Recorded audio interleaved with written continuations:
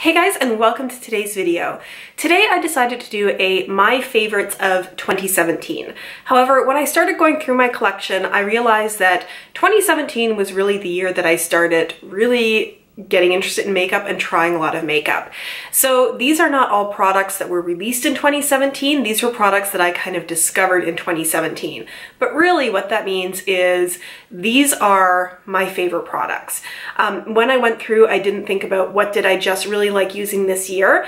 I thought also about what would I repurchase if all of my makeup suddenly disappeared. If I had nothing left anymore and needed to go rebuy things, what would I buy? So while this is my favorites of 2017, you can also consider it just my favorites because these are my favorites. In some cases, I really do have some clear winners in each category of makeup. In some cases, there are things that I use, but I'm still not sure if it's really, my favorite. It's just what I tend to be using the most. But we'll talk more about that as we get into it. And so let's start talking about makeup.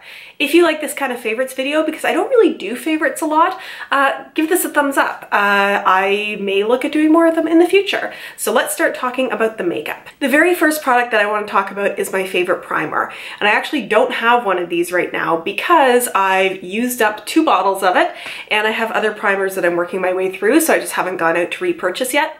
But my favorite primer is the Cover FX Anti-Acne Mattifying Primer. I just find that it helps control oil, but it also does good things for my skin. I find when I'm wearing this primer, I feel like I have a layer of skincare protecting my skin from the foundation and the other makeup on top of it. And I find that it seems like I get less breakouts when I'm consistently wearing this primer under makeup. So it's the one that I always go back to. The other primers that I'm trying out are all primers that came in subscription boxes, but the Cover FX Anti-Acne Mattifying Primer is the one that I consistently go out and buy with my own money. I've tested a lot of different foundations this year, and there's a lot that have worked quite well. I really liked the Studio Makeup foundation. I really enjoyed the Milk Makeup foundation. A number of other ones I've tried as well, but when it comes down to what I would go out and rebuy and what I reach for when I know I want to have a good makeup day is the Ordinary Serum Foundation. This is the lightweight serum foundation. This one is in the color 1.1N. I don't find this to be a foundation. I mean, it is a foundation. I feel like this is what I want a BB cream to be. So I am not a full coverage foundation person. So if that's what you're looking for, this is not going to be your thing. But I have a lot of freckles and I don't have a lot of acne. I just have sort of redness and some different, not discoloration of my skin, but different skin tones. So what I am trying to do is even out my skin tone, brighten my skin tone up a bit, but still let those freckles show through. Because my skin would look very odd with freckles on my chest, freckles on the rest of my body, if I then blanked out my face with a high coverage foundation. So this is really nice in the sense that it is lightweight. It evens out redness, it covers a little bit, but I can still sheer it out around the outside of my face. And it's inexpensive. It does what I want it to do. And I find I'm consistently going back to this foundation.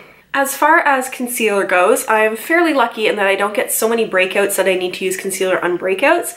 So what I'm mostly looking to do is cover and brighten my under eyes. And I also don't have super dark circles under my eyes. So what I have been using, although I'm not saying this is the best, I haven't tried that many concealers, but my favorite one that I've tried so far is the Maybelline Instant Age Rewind. This one is actually in the shade Brightening. I tried the one that was light and it wasn't as light as I would like it to be. This one in the shade Brightening, it's much more pink toned, but I find it is light enough that it really does give some good illumination under my eyes. When I am then setting my face, I really enjoy the Rimmel Stay Matte Powder. This is in the shade 012 Buff Beige.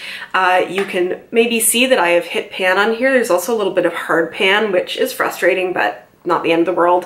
And this is actually my second one of these. I had one before and I got to the point where it was just product around the rim on the outside and I just couldn't use anymore. So I went back and repurchased another. And while I try different powders, even high-end powders, different things that I am sent in my subscription boxes, I keep consistently coming back to Rimmel Stay Matte. Let's keep going through the complexion products and then I will get on to, you know, the lips and eyes and that sort of thing. So bronzer. Bronzer is a tough one because I have never gone out and bought a bronzer for myself. I don't consistently use a bronzer, so it's not something that is a must-have in my routine. So when I was thinking about my favorite in this category, these were all things that I was sent in subscription boxes. But when it comes to the one that I like the most for the tone, how it applies and how it looks on my skin, the Ciate Bamboo Bronzer. This one is Palm Island. I'm not sure if that's the shade of it. This one just works really well for me, and it's this little sample again because I think I was sent this in an Ipsy subscription, but there's just something that I like about the tone of it. It's not too orange, and I just find that it works well on my skin tone. But for me, bronzer is kind of a take it or leave it kind of thing, so if I needed to repurchase all of my makeup, I would probably either not get bronzer or, you know, this is a product that is a little pricier. It's sold at Sephora. I would probably go and look at some drugstore bronzers before going and repurchasing an expensive one because I'm not sure I think an expensive bronzer is really necessary. I do not have a favorite contour because, again, I don't contour very much. It's just not something that I do, so I didn't include it in here because there isn't one that I reach for consistently. For blush, I have been lucky enough to get 2 samples of the Tarte Amazonian Clay 12-Hour Blush. This one is in the shade Feisty, and this one is in the shade Party. This was the Sephora birthday gift. I've actually used the Party one quite a bit. The little design knit has worn down. The Feisty one I haven't used quite as much because I got that more recently. These are really, really nice. I like how they apply with pigment, but not too much. They blend really well. They last a long time. They're just really good and really nice. So when I want my makeup to look really good, in the last couple of months since I've had these, I've been reaching for these. However, in my opinion, I don't think blush is something that you need to spend a lot of money on. It's, for me, an important part of my makeup. I think I need the color and everything on my face, but I don't find that there is the biggest gap between things that are drugstore and things that are high-end that I would spend my money on blush. So if I was going to be going out and rebuying my collection, I really like the Milani Baked Blushes. This one is in the shade Berry Amore, and it's the one that I have on today, although I'm not sure how well you can see it because I did it with a bit of a light hand, but I really like these. There's something about the way the colors are swirled together, and again, it's pigmented without being like overly pigmented. I just find that it just gives some nice dimension. It lasts a long time. It looks really nice. These are the ones that I would go back out and buy if I needed to buy new blush because it's drugstore, it's affordable, and I think it's really, really pretty. Rounding out the complexion products is highlighter, and those of you who've been watching my videos probably know what my favorite is. It's this Becca highlighter. I really like this. This is in the shade Prosecco Pop. I think it would be really neat to try Champagne Pop. I think this one looks beautiful on my skin tone, even though it's a little on the golden side and maybe something lighter would be better, but it's just so nice the way it looks. It just goes on beautifully. It looks beautiful. This is really, really nice. But I rediscovered in my collection something, let's say this is the high end, but I rediscovered something that I really enjoy in my makeup collection. So you might be able to see the highlight that I have on here today. That's not the Becca highlighter. That is this very well loved, it's actually falling apart, Essence eyeshadow. If you get some of the lighter shades of Essence eyeshadows, obviously in shimmer, they look beautiful as highlighters. This one is in Rosy Flamingo, it's 03, but I've seen other people use ones that are like the white shades, and they are really bright, really nice as highlights, and I think these are a couple of bucks. So again, if I was rebuying my collection, I would love to have the Becca highlighter, but if I was looking to save some money, I also would go for one of these, or instead, I would go for one of these Essence eyeshadows that are also highlights. So we now have the whole complexion done. So let's move on to the eyes. I'm not going to talk about any brow products because there were none that really blew me away. I'm still trying to sort of figure out how to do my brows in the best way. I do enjoy the Maybelline micro pencils that you can get at the drugstore. I think they're good. They have the spoolie on one end, the micro pencil on the other. They work as well as anything else that I've found. But I'm just not including a brow product because none of them are really anything, like I reach for all of them because none of them are really blowing me out of the water. The same goes for liner. I use liner, but not all the time. Like I have some lower lash liner going on today just in my waterline, but I don't consistently do liner on my upper lid. I will sometimes for a more dramatic look. Because I have hooded eyes and I have very little lid space, if I do a lot of eyeliner, everything else is gonna get lost when my eyes are open. So I have some that I've played with and I've liked, some different liquid liners, but none that I really want to recommend as my favorite at this point. Getting into mascara, I have two. They are both drugstore. They are both by the same company, and it is the Lash Paradise by L'Oreal, but also the Voluminous Carbon Black by L'Oreal. I enjoy these for different reasons. I think that this gives the most beautiful, fluttery, fanned out, natural, but lengthened and thickened eyelashes. It almost looks like it's added extra eyelashes to your lashes. It's beautiful. Where I find that this has a bit of a drawback is I find it difficult to do my lower lashes with. And also it's this big fluffy brush where all the things, it's sort of a little bit of hourglass shaped. All the, you know, bristles are different lengths, which is great. But I find every once in a while that it's messy with application. Like I end up hitting different parts of my eyes with it. Not like in my eyes, but like hitting my eyelids with it. So this is what I go to when I really want my lashes to look amazing. But if I want something where I know it's going to not smudge, not flake, make my lashes extra, extra black, and also be good for the lower lash line, that's when I grab for the Voluminous Carbon Black. So because these are both drugstore mascaras, it's not that hard to have both of them in my collection, and I like them both, and I like using them together, this one on my upper lash line, this one on my lower, or just this one on days when I just want to get out the door. So my last two categories are the two that are the hardest to choose favorites in. And that is eyeshadows and lipsticks. And that's because that's where I feel like I really play. That's where I get to have fun. That's where the variety in my looks come from. So let's talk palettes first. This was hard to do. And let me go through a couple of honorable mentions first.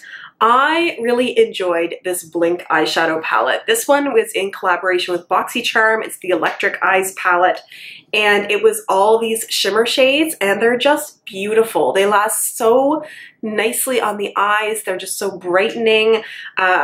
They're nice tones. I find all of them work really well for me. I don't tend to use this one as much, but all of these are really nice, and I really, really enjoyed this.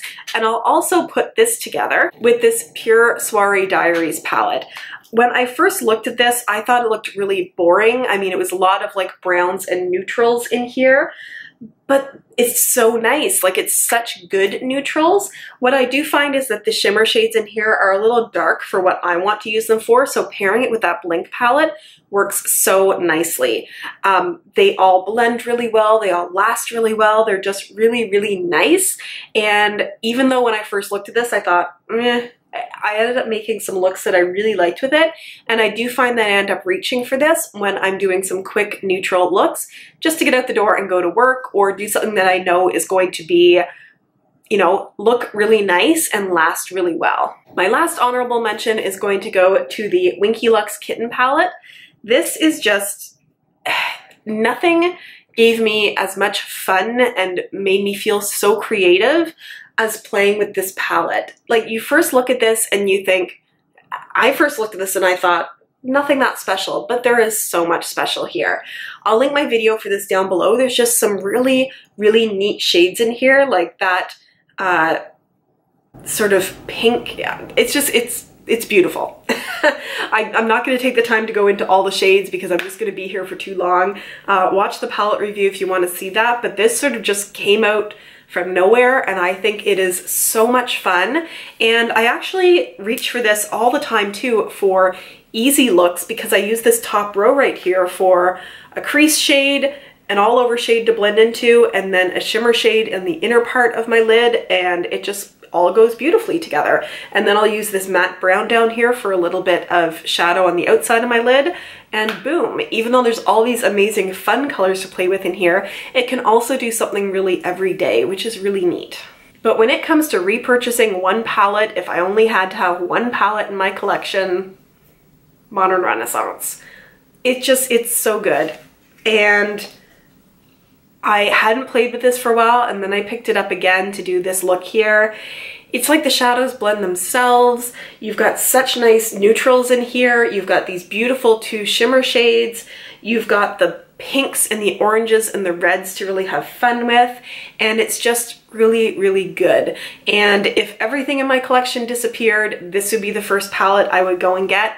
It's worth the money, and if for some reason I ever hit pan on these shadows, I'll be going out and repurchasing this.